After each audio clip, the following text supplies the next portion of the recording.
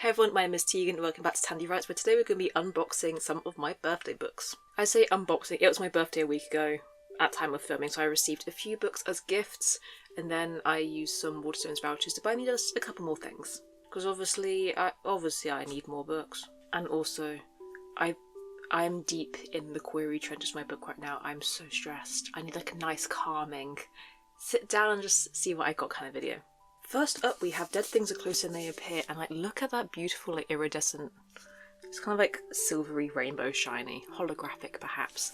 This is a book that I've had on my TBR for a while. I'm pretty sure I'm gonna love it. This was gifted. Cannot remember what it's about for the life of me, but I know I'm gonna love it.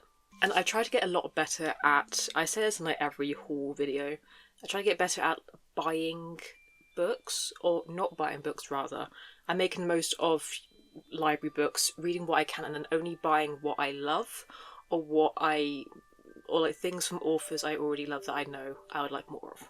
Because back in the day I basically used to buy books and treat that as a library, which is how I've ended up with such an obscene amount of unread books here. And I need to stop using like my parents' bank accounts and gifts as a library.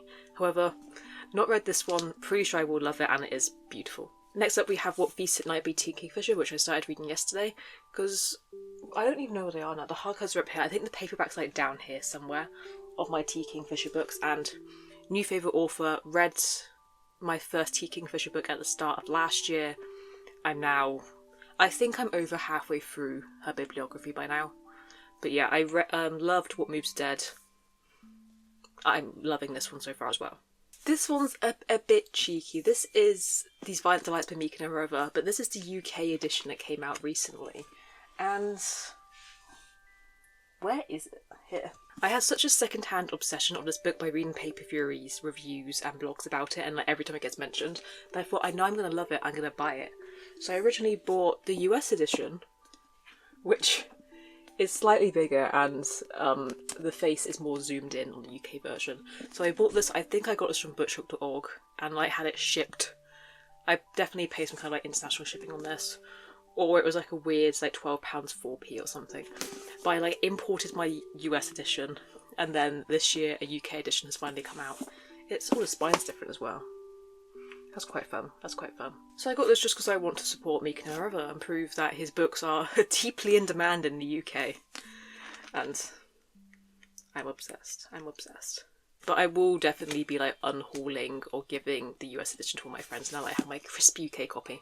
I also don't know if there's like any differences of the insides. I guess it has just been updated to UK spelling. Also, like the back of the UK one is a lot tidier than the US one in my opinion. I'm not a fan of author bios on the back of books. But this is more of a replacement for this one. And I gave this 5 stars, I'm obsessed with it. Next we have Your Blood, My Bones by Kelly Andrew. And I read this, I had a library version, I must have read it sometime last year. Even, surely not the year before by now. Just have a quick glimpse. 2024, yeah, last year.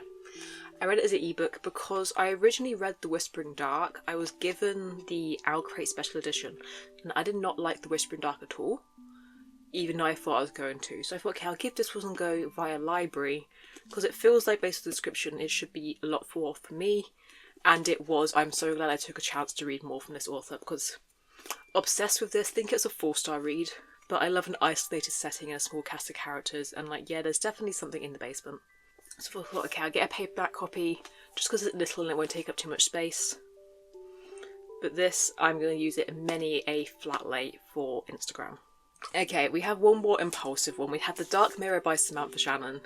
And I say impulsive because it's signed as well. Well, this is the Waterstones edition. It might have like a bonus something, but I don't think it does. This one's cheeky because I own, I believe, every single Samantha Shannon book by now in hardcover. Yeah, I've not read a single one. I originally fell in love with Samantha Shannon because she was doing a book signing. It was for the A Day of Fallen Night like release tour, and she came down to Falmouth, which is my uni town. And first of all, people very rarely come to the southwest. If we're lucky, someone will go to Bath, which is still not quite close to me. and I thought, oh my god, someone's finally coming to the Southwest. I'm going to support them, just because, again, I do follow her on Instagram. I'm obsessed with her as a person, so I thought, yeah, I'm going to do this, and I know I'm going to love the books, so I just need to get around to reading them. But I went to the book event for A Day of Fallen Night, completely fell in love with Samantha Jalen in person, and thought, take all my money. So yeah, I have like no excuse for this. I think, where are the hardcovers? I'm not even sure where her books are right now. But also it's fun that I have, this one's got her new signature, and then my Priory books, because I got both of them at the signing, have like her old signature, which is like her full name, and Dear Lord, that took time to write. And also she's a lovely person, because when I spoke to her, she mentioned asexuality in the talk. I mentioned to her again about how much it meant to me that she brought it up as like a valid thing, and seemed very supportive of it, and I like teared up talking to her. I hope she doesn't remember me. And then I was like, hey, actually thank you for coming to the Southwest, because no one does. And it was a big deal for me. It was my first and only book signing, because no one ever comes to the Southwest. Then my final two gifted ones are, I'm going to show them both together. They are both the Taylor Swift books. This one's Rob Sheffield. He, I believe, is a writer for Rolling Stones, and he's like the only person I trust to write about Taylor. And this one is unofficial and unauthorised, but it's still about her lyrics, and I will read infinite books about her lyrics and her career. I will not take any word about her life. I don't care about biographies, autobiographies. I care about lyric analysis. And I got these because after so many years of being a Swiftie, I think I fell in love with her somewhere around the time the Speak Now album came out. I remember watching all her music videos on the telly. They have like the music channels that just play music videos on loop. I remember spending my summer sitting at home watching these music videos on loop, waiting for hers to come on, because she just meant so much to me as like a little 8, 9, 10-year-old. Like that's my older sister. She's raised me. And I thought, why am I so ashamed about, because there's something like, I see these books on the shelves and I didn't buy them because it's like, how dare people know I'm a Swiftie in public. So I thought, I finally decided, you know, let's stop being ashamed of my interests and let's read the books. Also, I need to know, can anyone just publish something unofficial and unauthorised? Because I would love to publish my own Taylor book that doesn't have this outfit on the cover. And now finally, the Waterstones collection. I think I last bought a bunch of books from Waterstones, or last used my vouchers in August, because I went to Waterstones Piccadilly, big Waterstones, and bought a bunch and got it all for free.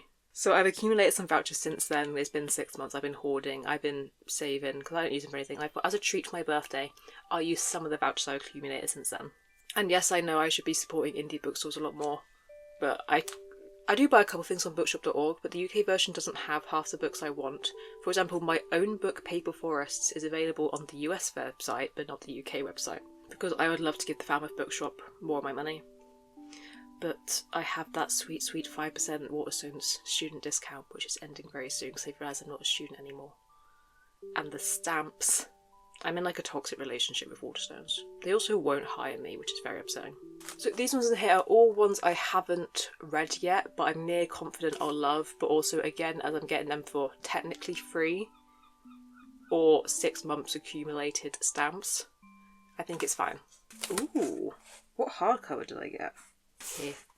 Only 4 books. Let's go for the hardcover. Oh, this is The Lamb by Lucy Rhodes. First of all, I love this because it's a papery dashite rather than a glossy one.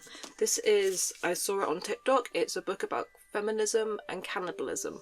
And I'm sold. Has everyone got like the fleshy interior? Oh, it's not like the fleshy, meaty, naked hardcover. What was it? It's about a girl and her mother. And people stumble upon their house in the woods and then they eat them. It's a tender coming-of-age tale, though, about how women swallow their anger, desire, and animal instincts and brings relationship between mother and daughter until blood drips from it. Very excited about this. Been on my radar for a while.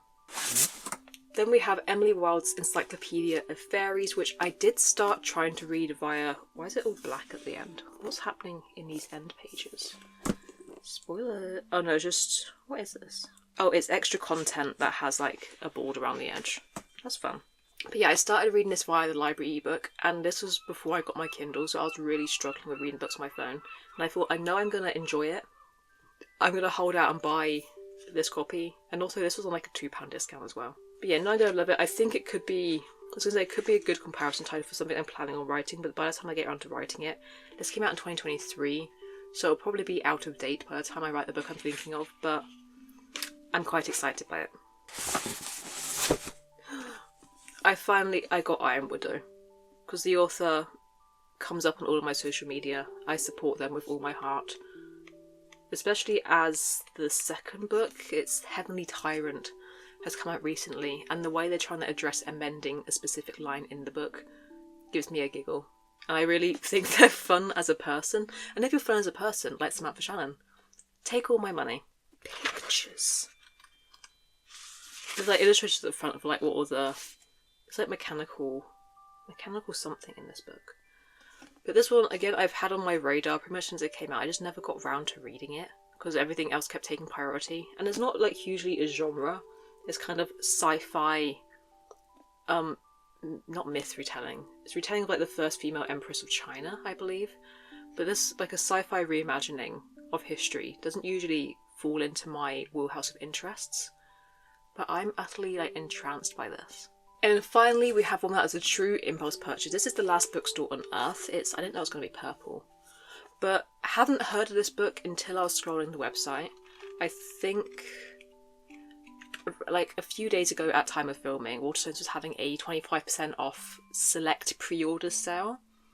And I was perusing that, and I think I stumbled across a version of this while I was just perusing books in general. And I thought, oh yes, the last bookstore on Earth. Is it kind of a post-apocalyptic?